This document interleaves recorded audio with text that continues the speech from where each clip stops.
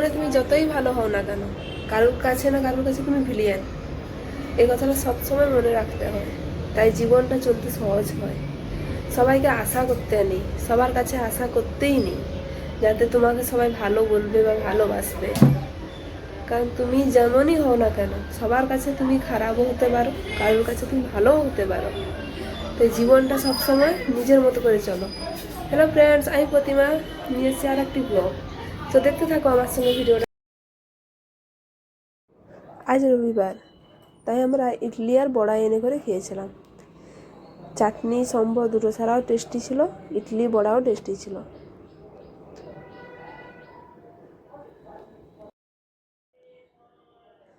আর সবজিও কিছু এনেছিলাম সঙ্গে, বেগুন ছিল, বরবটি ছিল, পেয়ারা এনেছিলেন আর খেজুর কুল এনেছিলেন। এই সিজনে কে কে খেজুর কুল খেয়েছো? একদম গাছের খেজুর কুল হয় বলে খুব ভালোও লাগে। ছোটকালে অনেক খেয়েছি, কিন্তু টাটায় এসেও যে পেয়েছি এটাও অনেকে।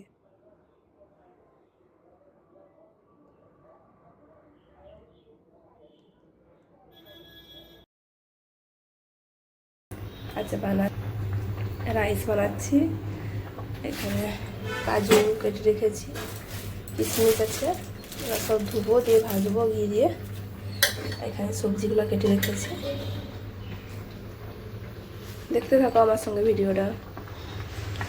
আর এটা হয়ে গেছে, আর আমি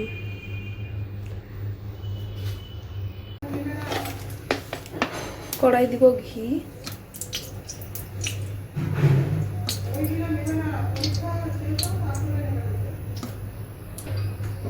এখন কাজু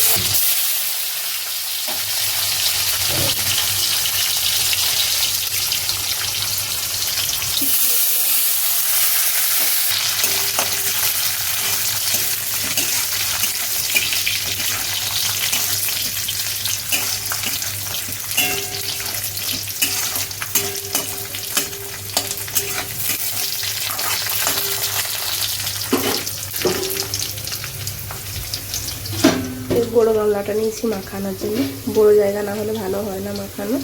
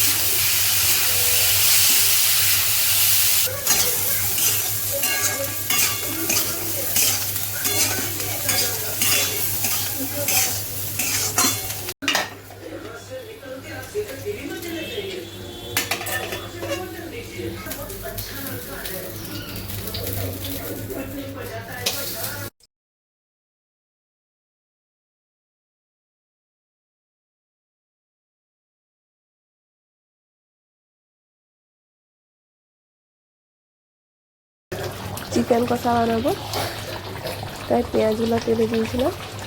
রসুন আদা আপনাদের দেখালাম যে আজকের মেনু আম কাটা, লেবু আছে, কাগজি লেবু আর রাইস আর চিকেনের কষা বানিয়েছি। ধন্যবাদ আমার ভিডিওটা শেষ পর্যন্ত দেখার জন্য।